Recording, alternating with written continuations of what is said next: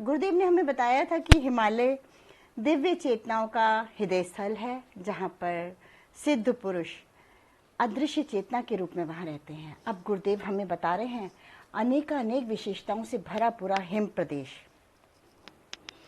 इसमें गुरुदेव हमें बता रहे हैं ईश्वर का अविनाशी अंश होने के कारण जीवात्मा दिव्य विभूतियों से संपन्न है। उसे यह विभूति मत्ता बीज रूप में जन्मजात मिली हुई है। उसकी संभावना इस स्तर की है कि विकास मार्ग पर चलते हुए पुनः ईश्वरत्व में प्रवेश करके तद अनुरूप बन सके। इतनी अद्भुत शक्ति संभावना का धनी होने पर भी उसे अपने समस्त क्रियाकलाप शारीरिक अवयवों के द्वारा ही संपन्न कराने पड़ते हैं। जीवात्माओं की इच्छा अभिलाषा कुछ भी क्यों न हो, पर वह उन्हें संकल्प मात्र से पूरा नहीं कर सकता। इसके लिए उसे शारीरिक अवयवों का मानसिक संरचना का उपयोग करना ही पड़ता है। बिना इसके हलचलों की सक्रियता दिख नहीं पड़ती। यह वास्तविकता इस सीमा तक प्रकट होती है कि यदि शरीर और प्राण पृथक हो जाएं, तो अकेला जीवात्मा अदृश्य लोकवासी चेतना स्फुलिंग मात्र बनकर रह सकती है। उसके द्वारा किन्हीं निर्धारणों का क्रियान्वित कर सकना संभव नहीं रहता। ठीक यही बात पर ब्रह्म के संबंध में भी है। यह सर्वव्यापी और व्यवस्थापक होने के नाते निराकार ही रह सकता है। प्रतिमाएं तो ध्यान धारणा के निमित्त ही बनाई जाती रहती हैं। निराकार परमेश्वर को सृष्टि के विभिन्न क्रियाकलाप संपन्न करने के लिए किन्हीं शरीरधारियों के सहयोग की आवश्यकता पड़ती है। वे सहयोगी दो प्रकार के होते हैं, एक विशिष्ट, दूसरे वरिष्ठ। विशिष्टों में देव शक्तियां आती हैं। उन्हें मोटे तौर पर 3 भागों में विभाजित किया जाता है: सृजेता ब्रह्मा, अभिवर्धक विष्णु और परिवर्तन प्रधान शिव। तो इसमें गुरुदेव बता रहे हैं कि 3 भागों में विभाजित किया हुआ है देव शक्तियों को। ब्रह्मा जी सृजेता कहा गया है ब्रह्मा जी को, विष्णु जी अभिवर्धक हैं और शिव जी परिवर्तन प्रधान। इन्हें देवी रूप में भी मान्यता दी जाती है, तो वे ही ब्राह्मी, वैष्णवी, शांभवी समझी जाती हैं। इनमें जब त्रिवर्गी के भेद उपभेदों को गिना जाता है तो उनके भेद 33 कोटि हो जाते हैं। कोटि शब्द श्रेणियों के अर्थ में प्रयुक्त होता है और करोड़ के अर्थ में भी। देवताओं की 33 कोटियां हैं या वे 33 करोड़ हैं, इस विवाद में न पड़कर यहाँ इतना ही जान लेना पर्याप्त है कि वे अनेक हैं और अपने अपने हिस्से का काम करते रहते हैं। देवताओं के 2 ही काम हैं, धर्म की स्थापना, अधर्म का निराकरण। शरीर भी यही करता है। जो उपयोगी है उसे मुंह नासिका से आदि से ग्रहण करता है, धारण करता रहता है। जो कचरा है उसे मल मूत्र स्वेद आदि के रूप में बाहर फेंकता रहता है। जहाँ क्रिया होती है वहाँ कचरा भी बनता है। मशीनों में भी यही होता रहता है। वे ऊर्जा मांगती हैं और कचरा उगलती भी हैं। सृष्टि में भी यही होता रहता है। दोनों ही व्यवस्था करने में ईश्वर की इच्छा के अनुरूप देव शक्तियां जुटी रहती हैं। वे सत् प्रवृत्तियों के संवर्धन और दुष्प्रवृत्तियों के उन्मूलन में निरंतर निरत रहती हैं। सृष्टि का संतुलन इसी प्रकार बन पाता है। गुरुदेव आगे बताते हैं, देवताओं के उपरांत दूसरा समुदाय सिद्ध पुरुषों का है। वे भी आमतौर पर अदृश्य ही रहते हैं, पर आवश्यकता अनुसार स्थूल शरीर भी धारण कर लेते हैं। देवता पर ब्रह्म के अधिक निकट हैं और सिद्ध पुरुष प्रकृति के। दैवी इच्छा अनुसार समस्त विश्व ब्रह्मांड की सुव्यवस्था बनाए रखने में देवताओं की प्रमुख भूमिका रहती है। सिद्ध पुरुषों का कार्यक्षेत्र पृथ्वी तक सीमित है। वे पृथ्वी पर चलने वाले उथुल पुथुल को संतुलित करते हैं। आत्मशक्ति संपन्न सात्विक सज्जन प्रकृति के उदार चेतनाओं को वे ढूंढते रहते हैं और जो भी सत्पात्र दिखते हैं सत् प्रयोजनों की पूर्ति के लिए अपनी क्षमता का एक अंश धारणकर्ता को आवश्यकता और पात्रता के अनुरूप देते रहते हैं। इस प्रकार की अहेतुकी कृपा वे बरसाते रहते हैं। श्रेष्ठता संपन्नों को वे ऐसे अवसर निरंतर मिलते रहते हैं। साथ ही उनका दूसरा कार्य भी चलता रहता है, वह है अनौचित्य का निराकरण। इसी को अधर्म का उन्मूलन भी कहा जा सकता है। धरातल के दिक्पाल दिग्गज यह सिद्ध पुरुष ही कहे जाते हैं। वे पृथ्वी का भौतिक और आत्मिक, पदार्थ परक और चेतनात्मक संतुलन बनाए रखने के लिए यथासंभव प्रयत्न करते हैं। इन्हें धरतीवासियों के लिए पर ब्रह्म का विशेष अनुग्रह भी समझा जा सकता है। साधनारत योगी तपस्वी जब अपने कषाय कल्मशों का निराकरण कर लेते हैं, साथ ही वे देवोपम मानवीय गरिमा के समस्त आधारों से अपने को सुसज्जित कर लेते हैं, तो उन्हें देवात्मा का, सिद्ध पुरुष का पद मिल जाता है। फिर वे मिलजुल कर धरातल की आए दिन उत्पत्ति होते रहने वाली समस्याओं के बारे में विचार करते रहते हैं और उसके समाधान संदर्भ में अपनी भूमिका का, योजना का निर्धारण करते रहते हैं। गुरुदेव बताते हैं, बिखराव सदा असुविधाजनक होता है और सहकार सुविधाजनक। एकजुट होने के लिए समीपवर्ती निवास की आवश्यकता है। सैनिकों की छावनी अपने अपने क्षेत्र में होती है। वैज्ञानिकों की प्रयोगशालाएं भी एक क्षेत्र में सटी हुई बनती हैं ताकि परस्पर सहकार संभव हो सके। विश्वविद्यालयों में अनेक मनीषी अपने अपने काम संभालते हैं। रेल के इंजन बनाने वाले कारखाने, हैवी इलेक्ट्रिकल, टाटा लौह कारखाने जैसे विशेष कल कारखाने भी एक परिधि को ही घेरते हैं। उन्हें छोटी छोटी फैक्ट्रियों के रूप में बिखेरा नहीं जा सकता। ठीक उसी प्रकार सिद्ध पुरुष भी एक एक करके जहां तहां बिखरे नहीं रहते। उन्हें परस्पर विचार विनिमय करना पड़ता है और योजनाबद्ध कार्य पद्धति अपनाने के लिए ऐसी दशा में आवश्यक हो जाता है कि वे किसी सघन क्षेत्र में निवास करें। ऐसा स्थान इस पृथ्वी पर हिमालय का वह क्षेत्र ही है जिसे देवात्मा नाम दिया जाता रहा है। उत्तराखंड उसका हृदय प्रदेश है। सिद्ध पुरुषों की क्रीड़ा स्थली भी इसी को ही समझा जाना चाहिए। कभी देवताओं का निवास स्थान भी यही रहा है। उनकी कथा गाथाओं पर ध्यान देने और उनके बुद्धि संगत निष्कर्ष निकालने के लिए जब प्रयत्न किया जाता है तो देवताओं का लोक स्वर्ग किसी अन्य ग्रह पर अवस्थित होने वाली बात गले नहीं उतरती। कारण कि सौर मंडल के 23 उपग्रहों की पूरी छानबीन लगभग पूरी हो चुकी है। वहां पदार्थ भरा पाया गया है। सचेतन प्राणियों का अस्तित्व नहीं मिला।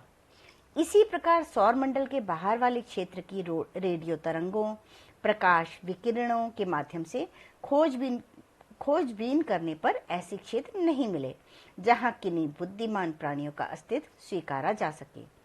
फिर स्वर्ग कहाँ हो सकता है जिसमें मानव आकृति के प्राणी निवास करते हों या करते रहे हों।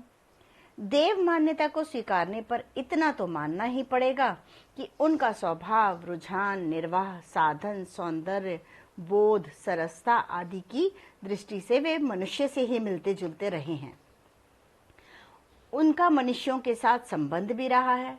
कहा तो यहाँ तक जाता है कि धरती की सृष्टि के आरंभ में यहाँ देवता ही प्रकट हुए थे और उन्हीं के वंशज रूप में मनुष्य प्रकट थे। आरंभिक ज्ञान और साधनों की व्यवस्था उन्होंने ही की थी।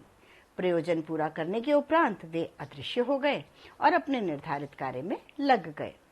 स्वर्ग की मान्यता के संबंध में उसकी संगति धरती के पास साथ ही बैठती है। मनुष्यों का उस क्षेत्र में आवागमन रहा है। देवता भी समय समय पर पृथ्वी पर आते और मनुष्यों की चेतना में बैठकर उन्हें आवश्यक सामयिक परामर्श देते रहे हैं। ज्ञान और विज्ञान का आविर्भाव किन्हीं महामानवों के अंतःकरणों में अनायास ही होता रहा है। इसके बाद उन्हें ऐसा दिशा निर्देशन मिलता रहा है जिसके आधार पर वे किसी सुनिश्चित लक्ष्य तक पहुंच सके। गुरुदेव बताते हैं, दशरथ और अर्जुन के देवलोक जाकर वहां वालों की सहायता करने और असुरों को परास्त करने की कथाएं प्रख्यात हैं। नारद जी अक्सर विष्णु लोक में जाकर भगवान से परामर्श किया करते थे। नहुष, ययाति आदि ने सशरीर स्वर्ग जाने का प्रयत्न भी किया था। युधिष्ठिर को स्वर्ग ले जाने के लिए देवयान आया था। इसी प्रकार देवताओं का भी मनुष्यों के अनेक कार्यों में सहयोग रहा है। कुंती के पुत्र देवपुत्र ही थे। शकुंतला की मां देवलोक से पृथ्वी पर उतरकर विश्वामित्र के संयोग से उसे जन्म दे गई थी। पांडव अंत समय में सशरीर स्वर्गारोहण करने के लिए अग्रसर हुए थे। इन कथा गाथाओं को यदि मिथक मानकर संतोष ना कर लिया जाए और पृथ्वी पर स्वर्ग होने की बात पर ध्यान जुटाया जाए तो इसी निश्चय पर पहुंचना पड़ता है कि हिमालय का देवात्मा भाग कभी अति पुरातन काल में स्वर्ग भी रहा है। देवता सुमेरु पर्वत पर रहते थे। उनके उद्यान का नाम नंदनवन था। यह दोनों ही इसी नाम से उपरोक्त क्षेत्र में अभी भी विद्यमान है। सुमेरु को तो स्वर्ण पर्वत कहा गया है। उस शिखर का पर अधिकांश समय सूर्य की पीली किरणें बिखरी रहती हैं, अस्तु बर्फ सुनहरी दिखती है, स्वर्ण की बनी जैसी प्रतीत होती है। अब भूभाग नीचे आ गया है, पर्वत ऊंचे हो गए हैं, शीत की अधिकता बढ़ी। संभवतः इसी कारण देवताओं ने वह क्षेत्र अपने लिए उपयोगी न समझा हो। कारण शरीरों में अंतरिक्ष क्षेत्र में रहने लगे हों, अपना स्थान सिद्ध पुरुषों के लिए स्थानांतरित कर दिया हो। जो भी हो, यहाँ चर्चा सिद्ध पुरुषों के संबंध में अभीष्ट है। उनके लिए यह स्थान सर्वथा उपयुक्त भी है। पूर्ववर्ती देव स्थान होने के कारण उनकी सत्पात्रता सुसंस्कारिता भी बढ़ी चढ़ी है।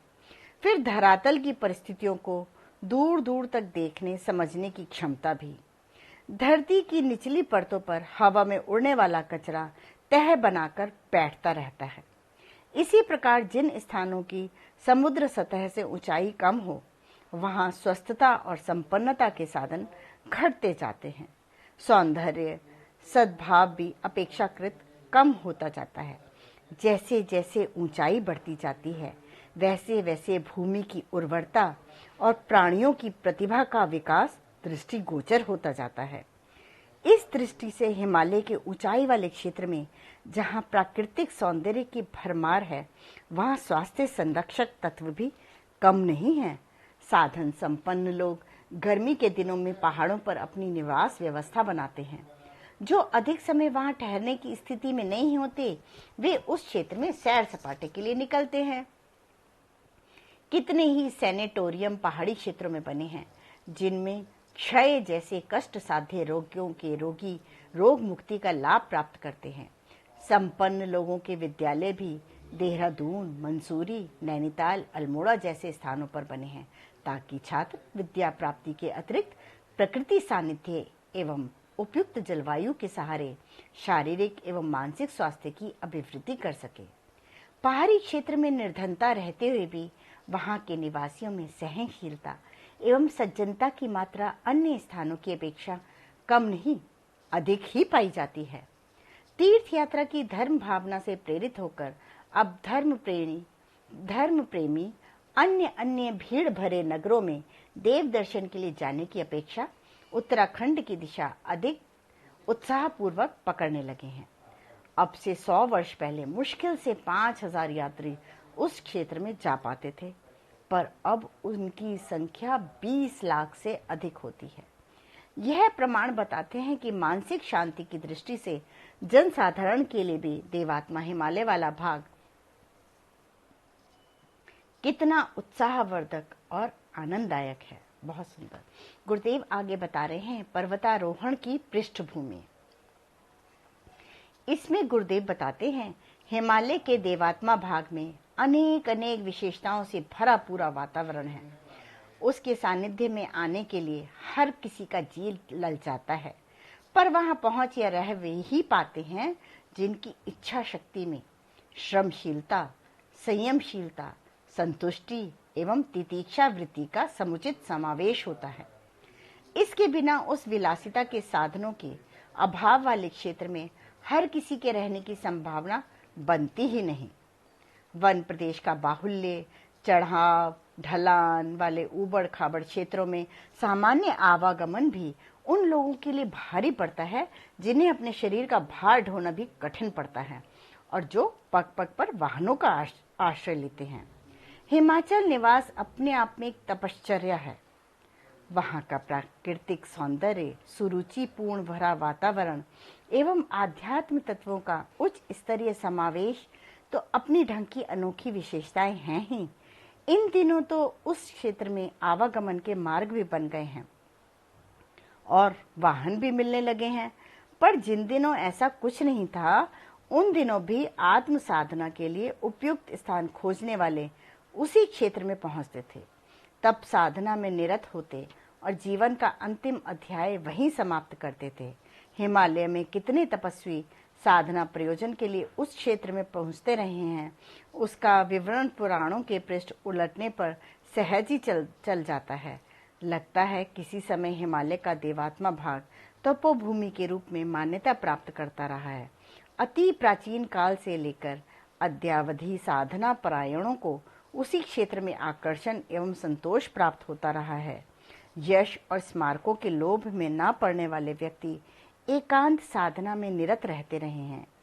इस चयन का एक बड़ा लाभ यह भी रहा है कि उस क्षेत्र में सूक्ष्म रूप से निवास करने वाले सिद्ध पुरुष उन आत्मपरायणों का सामयिक मार्गदर्शन और सहकार करते हुए अपनी उपस्थिति का परिचय भी देते रहे हैं।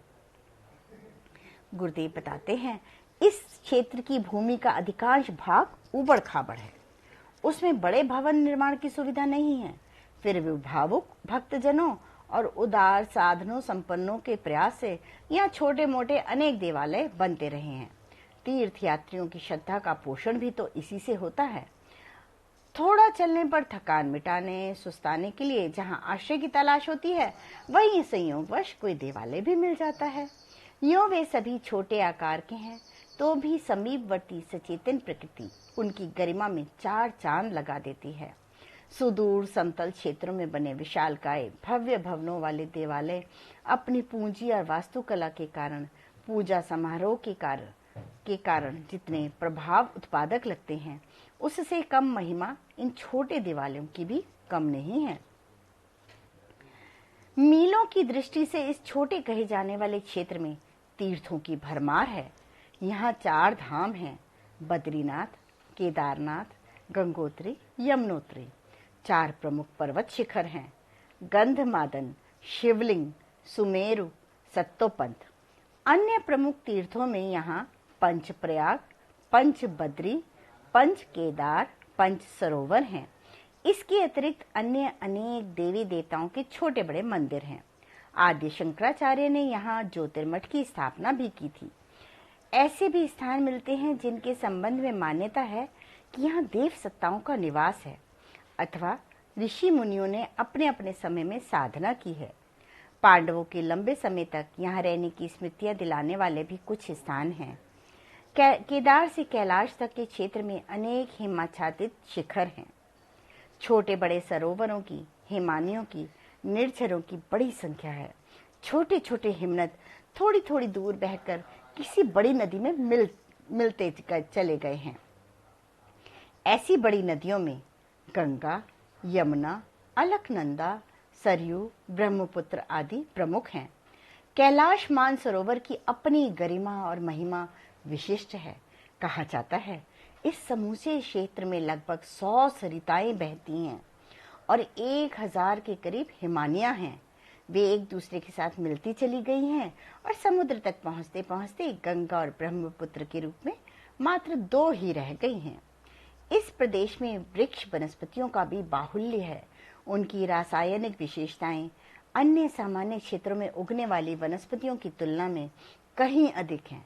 यह यहाँ के विशेष वातावरण की विशेषता है। इसी प्रकार यहाँ पाए जाने वाले जीव जंतुओं पक्षियों में भी अपनी मौलिक विशेषताएं हैं। राजहंस मानसरोवर पर पाए गए हैं, जो कीड़े नहीं खाते, गहरे पानी में गोता लगाकर मोती ढूंढते हैं और उन्हीं पर निर्वाह भी करते हैं।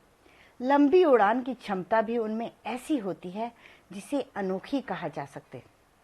नीर क्षीर विवेक भी उनमें होता है। इसके अतिरिक्त कस्तूरी हिरन, चंवर पूंछ वाली गायें, याक, सफेद भालू, सफेद लोमड़ी, सफेद तेंदुआ आदि अनेक प्राणी ऐसे हैं जो इसी क्षेत्र में देखे गए हैं। हिम मानव के संबंध में भी ऐसी किंवदंती है। उसे देखा तो अनेकों ने है, पर पद चिन्ह प्रमाण स्वरूप ही मिले हैं। उसे मनुष्य से प्रायः दुगने आकार का और बल में 10 बलवानों के सदृश बताया जाता है। वह नीचे उतर तो आता है, पर रहता कहाँ है, उसका परिवार कहाँ रहता है, यह अभी तक नहीं पता चला। पकड़ में भी किसी के नहीं आया है। फिर भी घटनाएं और विवरण इतने अधिक हैं कि उसके अस्तित्व से इनकार नहीं करा जा सकता। अनेक विदेशी पर्यटक खोजियों ने भी उपलब्ध प्रमाणों के आधार पर उनका अस्तित्व स्वीकारा है।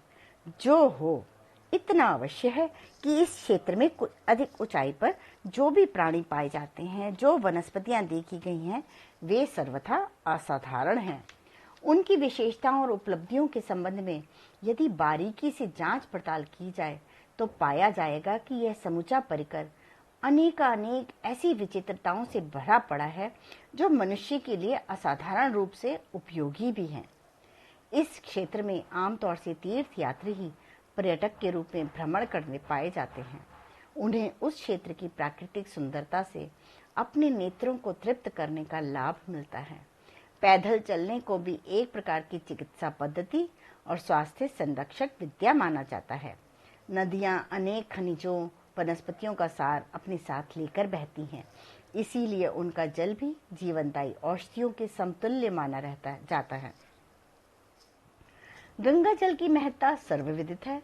उसे श्रद्धा के कारण ही श्रेय नहीं मिला है, वरन वैज्ञानिक परीक्षण में भी यह पाया गया है कि उसमें जीवनी शक्ति, संवर्धक एवं अनेक रोगों के निवारण की क्षमता है। यह गंगा की विशेषता उस हिम प्रदेश से बहने वाली अन्य नदियों में भी न्यूनाधिक मात्रा में पाई जाती है। देवात्मा हिमालय क्षेत्र में कुछ प्रमुख हिमाच्छादित शिखरों की ऊंचाई समुद्र की सतह से इस प्रकार है। Gangotri 10,500 feet, Gomukh 12,770 feet, Nandanvan 14,230 feet, Bhagirath पर्वत 22,465 फीट, मेरु शिखर 21,050 फीट, सतोपंथ शिखर 23,213 फीट, केदारनाथ शिखर 22,077 फीट, सुमेरु शिखर 20,700 फीट, स्वर्गारोहण शिखर 23,880 फीट, चंद्र पर्वत 22,070 फीट, नीलकंठ शिखर 21,640 फीट और भी कितने ही प्रमुख शिखर उस क्षेत्र में बिखरे पड़े हैं। उनकी भी ऊंचाई न्यूनाधिक मिलती जुलती ही है। आगे गुरुदेव बताते हैं, कुछ वर्ष पूर्व हिमालय के एक 22,000 फुट ऊंचे पर्वत शिखर पर एक पर्वतारोही दल गया था। उसमें 13 यात्री थे। इनकी व्यवस्था के लिए 18 टन लगभग 500 मन साधन सामग्री साथ ले जाने की आवश्यकता पड़ी। इसे ढोने के लिए 650 कुली, रास्ता बनाने के लिए 52 शेरपा साथ गए थे।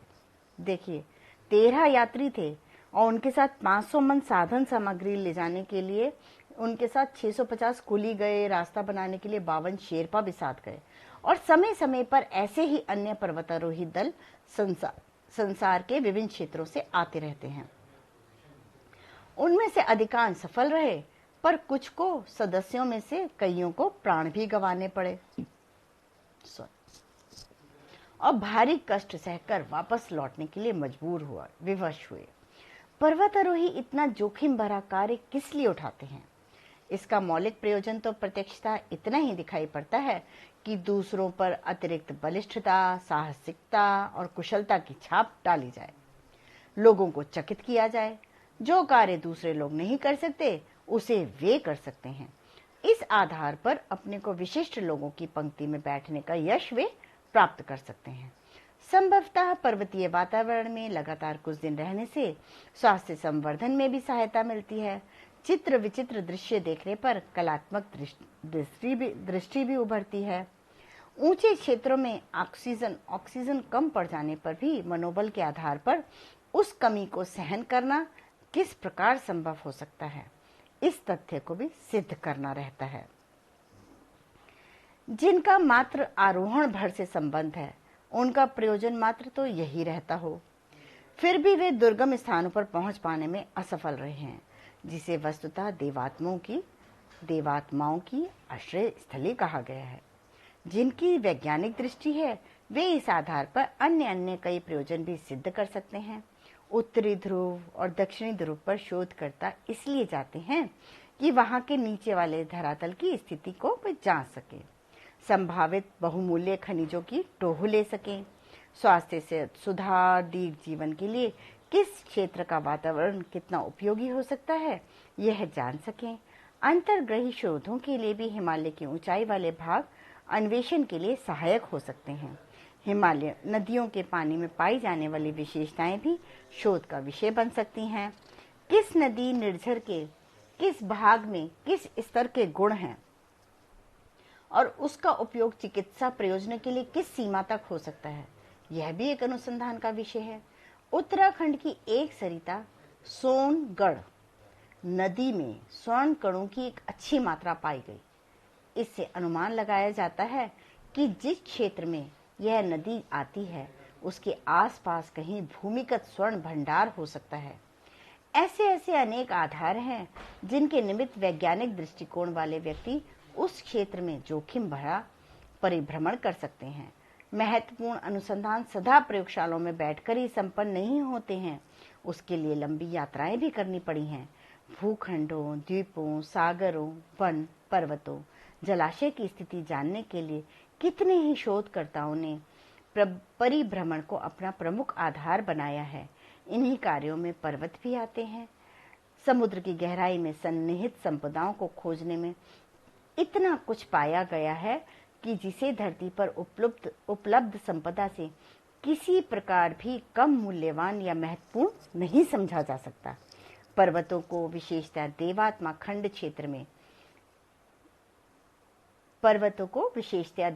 खंड क्षेत्र को शोध का विषय बनाया जाए तो उससे भौतिक ही नहीं आध्यात्मिक दृष्टि में भी बहुत कुछ पाया जा सकता है। गुरुदेव बताते हैं, दिव्य वन औषधियां अपने आप में एक महान विषय है। सामान्य जड़ी बूटियां तो उर्वर भूमि वाले वन प्रदेशों में भी जहां तहां उगी पाई जाती हैं।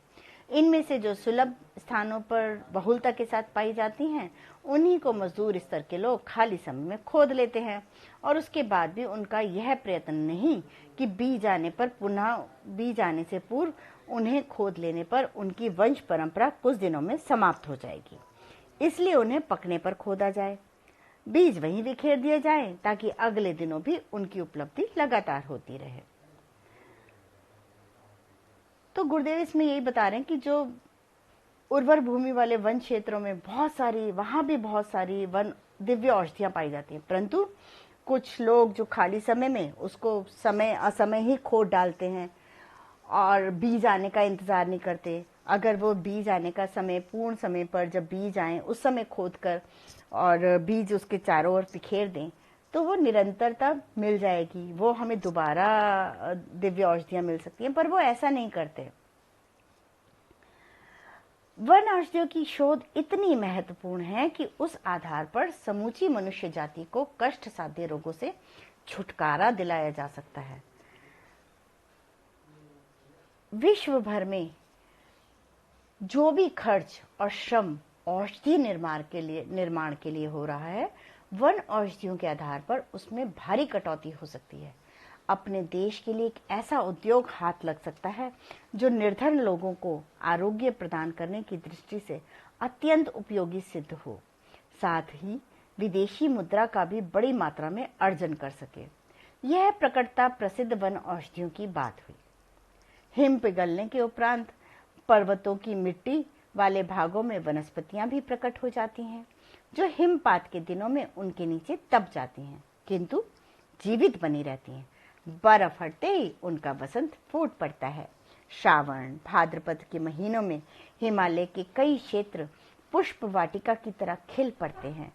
उन क्षेत्रों के फूलों की घाटी भी कहा गया है। उनकी मनोरम दृष्टि तो नयनाभिराम होती ही है, साथ ही मखमली गलीचा बिछा होने जैसा सदृश्य प्रस्तुत हो जाता है। पर साथ ही इन सुगंधित वनस्पतियों में से कितनी ही ऐसी होती हैं जो औषधि प्रयोजनों के लिए अमृतोपम गुणकारी सिद्ध हो सकें। इनकी खोज नए सिरे से की जानी आवश्यक है। इस कार्य को पर्वतीय क्षेत्रों की यात्रा से ही पूरा किया जा सकता है। आगे गुरुदेव बताते हैं तीर्थ स्थान और सिद्ध पुरुष। प्रसुप्त दिव्य शक्तियों का भंडार मानवीय काया में बीज रूप में प्रचुर रूप में विद्यमान है। दैनिक क्रियाकलाप में उसका बहुत छोटा भाग ही प्रयुक्त होता है। जो वस्तु निष्क्रिय पड़ी रहती है वह अपनी क्षमता खो बैठती है। पड़े रहने वाले चाकू भी जंग खा जाते हैं। कोठों में पड़े अनाज को कीड़े लग जाते हैं। बक्से में बंद कपड़े अनायास ही सड़ने लगते हैं। खाली पड़े रहने वाले मकानों में सीलन सड़न चढ़ती है और चूहे, छछूंदर, चमगादड़ जैसे बीज उसे और भी जल्दी खस्ताहाल बना देते हैं। मानव दिव्य शक्तियों के बारे में भी यही बात है। वह पेट प्रजनन भर के लिए दौड़ धूप करता रहता है। इतने छोटे काम में शक्तियों का लघु अंश ही काम आता है। शेष उपेक्षित स्थिति में पड़ा पड़ा निष्क्रिय निर्जीव हो जाता है। यदि इस प्रसुप्ति को जागृति में परिणत किया जा सके तो मनुष्य सामान्य व्यक्ति न रहकर मनीषी, योगी, तपस्वी, ओजस्वी, तेजस्वी, वर्चस्वी स्तर का महामानव सिद्ध पुरुष बन सकता है। स्थूल, सूक्ष्म और कारण शरीरों में विद्यमान अगणित प्रसुप्त बीजों को जागृत कैसे किया जाए, इसके लिए साधना वर्ग के दो प्रयोजन ही कार्यान्वित करने होते हैं। एक तप, दूसरा योग।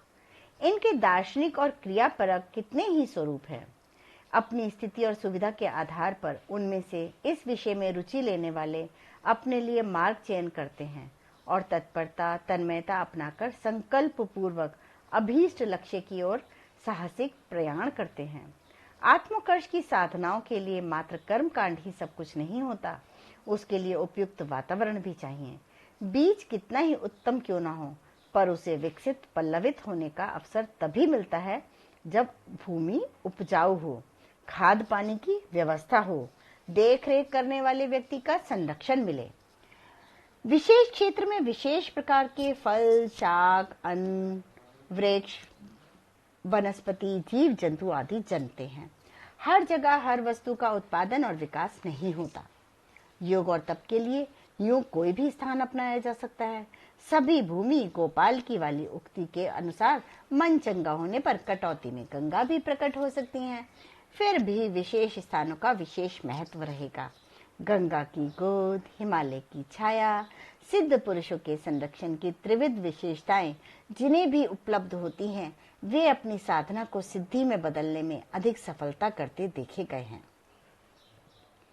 इस प्रयोजन के लिए हिमालय का उत्तराखंड क्षेत्र अधिक उपयुक्त सिद्ध होता है।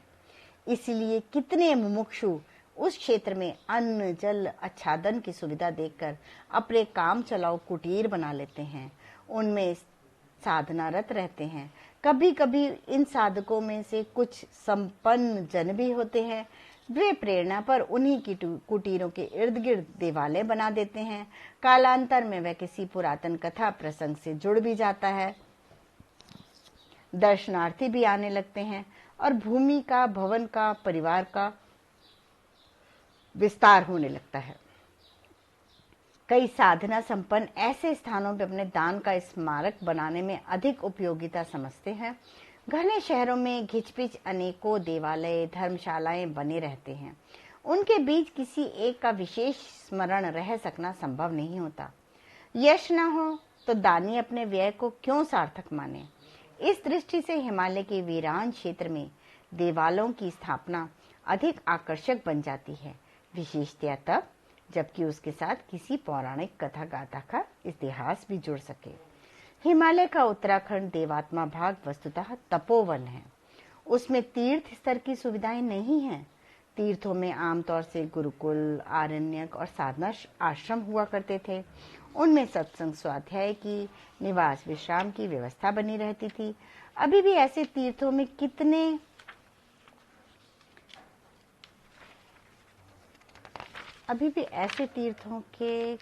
कितने ही प्रतीक चिन्ह यहाँ तहाँ विद्यमान हैं, किंतु हिमालय में समतल भूमि की व्यवस्था नगण्य होने के कारण वैसी व्यवस्था करने का सुयोग नहीं बनता रहता है। छोटे छोटे कुटीर और आश्रम भर संभव होते रहे हैं। उनमें व्यक्तिगत साधनाएं इस दृष्टि से होती हैं कि अंतराल में समाहित प्रसुप्त शक्तियों का जागरण संभव हो सके, दिव्य वातावरण मिलता रह सके और उस भूमि की उर्वरता में उसका व्यक्तित्व बीज रूप में समुन्नत होते होते समर्थ और संपन्न हो सके, साधना बढ़ते बढ़ते सिद्धि स्तर तक पहुंच सके। इन दिनों देवालयों के संरक्षक, संचालक, पुजारियों का उस क्षेत्र में बाहुल्य है। साधना की दृष्टि से प्रायः गर्मी के दिनों में ऋतु अनुकूलता का लाभ उठाने के लिए कुछ लोग साधक के रूप में भी निवास करते हैं, पर जैसे ही ठंड बढ़ती है नीचे गर्म एवं सुविधाजनक क्षेत्रों में उतर आते हैं। हरिद्वार, ऋषिकेश तो इन लोगों से प्रायः हर ऋतु से भरा रहता है। सुविधाएं उन्हें वहां ठहरने के लिए आकर्षित करती हैं। घोर शीत के दिनों में हिमालय का देवात्मा क्षेत्र प्रायः खाली हो जाता है। जीवट वाले गृहस्थ और साधक ही उस क्षेत्र में रुक पाते हैं। दिवाली से होली तक के 4.5 महीने उस क्षेत्र में जाने पर सन्नाटा ही दृष्टिगोचर होता है। तीर्थ यात्रा के लिए अब यह क्षेत्र विस्तार प्राप्त करता जाता है। हर वर्ष पिछले वर्ष की तुलना में तीर्थ यात्रियों की संख्या बढ़ जाती है। निवास, यातायात के विनिर्मित साधन अगले वर्ष फिर कम पड़ जाते हैं। यूं देश भर में अन्यत्र भी अनेक तीर्थ हैं, पर उनमें से अधिकांश घनी आवासी आबादी के बीच बसे हुए हैं। इसलिए पर्यटकों को जहां घिच-पिच का, स्थानाभाव का, महंगाई का, वाहनों की कमी का सामना करना पड़ता है, वहां घोर चोर उचक्कों के छल छग भी कम हैरान नहीं करते। इन सब में उत्तराखंड के तीर्थों में अपेक्षाकृत कम परेशानी उठानी पड़ती है। वन, पर्वत, नदी, झरने सुहाने लगते हैं, साथ ही भीड़ भी अपेक्षाकृत कम होती है। सुंदर दृश्य और आकर्षक वातावरण सहज समझा देता है कि तीर्थ यात्रा के उद्देश्य से इस क्षेत्र को प्रमुखता दी जाए। यही कारण है कि इस क्षेत्र में पर्यटक अधिक संख्या में आने लगने का क्रम भी चल पड़ता है। यात्रियों के कारण व्यापार भी चलता है और मजदूरी भी अच्छी मिलती है। इस दृष्टि से पहाड़ी क्षेत्रों की आबादी भी सुनसान क्षेत्र की तुलना में वहां ज्यादा बढ़ने लगी है। जहां सड़कें बन गई हैं, कस्बे बन गए हैं, व्यापार भी होने लगा है। यह मार्ग और क्षेत्र इस दृष्टि से विकसित हुए हैं कि वहां यात्रियों को वहां के निवासियों का सहयोग मिले और निवासी यात्रियों के सहारे अपनी आजीविका का सहज उपार्जन कर सकें। संक्षेप में यही है कि वह प्रगति जिसे पर्वतीय क्षेत्रों का, विशेषतया तीर्थ क्षेत्रों का विकास भी कह सकते हैं। आर्थिक एवं सुविधा संवर्धन की दृष्टि से इस विकास को सराहा जा सकता है। घाट, पुल, सड़क, पगडंडी, व्यापार, उत्पादन, कृषि, उद्योग आदि का भी विस्तार होता चला जा रहा है। यद्यपि इस प्रगति के कारण वन भाग में कटौती होती चली जा रही है और बाढ़, भूस्खलन जैसी समस्याएं भी बढ़ रही हैं। इस प्रगति के साथ साथ एक अवगति भी हुई है कि मनुष्य द्वारा अधिकृत क्षेत्र से दिव्य जड़ी बूटियों का, वन्य जीवों का, महत्वपूर्ण वृक्षों का पलायन होता जा रहा है। धन की आवश्यकताओं के लिए मकान बनाने के लिए पेड़ कटते जा रहे हैं। जहां कभी वनस्पतियां उगती थीं, वहां कृषि होने लगी है। वन्य पशु भीड़ से घबराकर एकांत में मिले वैसा क्षेत्र खोजने के लिए पलायन करने चल पड़े हैं। वन क्षेत्र की यह महत्वपूर्ण उपलब्धियां भौतिक विकास के साथ साथ घटने भी लगी हैं। सबसे बड़ी कमी यह हुई है कि उस क्षेत्र में विचरण करने वाले सिद्ध पुरुषों की, वे मात्र शीतलता के लिए यहाँ नहीं बसते थे, वरन सबसे बड़ी उपलब्धि थी निस्तब्धता। वह एकांत में ही मिल पाती है। कोलाहल और घिचपिच का प्रभाव वातावरण पर पड़ता है। फिर जिनमें व्यवसाय बुद्धि ही प्रधान है, वे जन साधारण में पाए जाने वाले दोष दुर्गुणों से भरे रहते हैं। प्रवृत्तियां भी उस क्षेत्र को प्रभावित करती हैं। योगी, तपस्वी आदि वातावरण में उत्कृष्टता का संचार करते रहे हैं, तो गए गुजरे व्यक्ति उसमें प्रदूषण भी करते हैं। कमल पुष्पों में रमण करने वाले भ्रमर दुर्गंधित स्थानों में घुटन अनुभव करते हैं, वहां टिकने के लिए उद्यत नहीं होते। उसी प्रकार सिद्ध पुरुष भी कोलाहल भरे व्यवसाय बुद्धि से अनुप्राणित क्षेत्र में टिक नहीं सकते। कोई समय था जब उत्तराखंड क्षेत्र में, मध्यम ऊंचाई वाले क्षेत्र में भी, जब तक सिद्ध पुरुषों का साक्षात्कार किन्हीं सौभाग्यशालियों को हो जाता था, उनका परामर्श और सहयोग भी मिल जाया करता था। पर अब वैसा नहीं होता। इस प्रयोजन के लिए जो लोग उधर जाते हैं, उन्हें निराश ही वापस लौटना पड़ता है। असल की नकल बनाने में दुनिया बड़ी प्रवीण है। नकली रेशम, रत्न, नकली घी, नकली आंख, नकली दांत तक बाजार में बहुलता के साथ सस्ते मोल में मिल जाते हैं। उनका विज्ञापन भी किया जाता है ताकि सस्ते के लोभ में कम समझ वाले ग्राहकों को आसानी से आकर्षित किया जा सके। जनसंकुल क्षेत्र के आसपास अड्डे बनाकर बस जाने वाले नकली संतों और सिद्ध पुरुषों की तो जैसे बाढ़ सी लग गई है। भावुक श्रद्धालु लोग आसानी से इनके चंगुल में फंस जाते हैं। पुरातन मान्यताओं के अनुरूप इनकी पृष्ठ मनोभूमि भी तो बनी होती है, फिर सहज प्राप्ति का प्रलोभन किसी से किस प्रकार छोड़ते बने। चिड़िया जाल में और मछली कटिया में इसी सस्ते प्रलोभन के कारण हमेशा फंसती रही है। सिद्ध पुरुषों की तलाश में निकले व्यक्ति भी आमतौर से इसी ब्रह्मजाल में फंसकर अपना समय, मन और धन खराब करते हैं। कितने ही भावुक जनों की अभिलाषा होती है कि सिद्ध पुरुषों से भेंट का सहयोग किसी प्रकार उन्हें मिल जाए।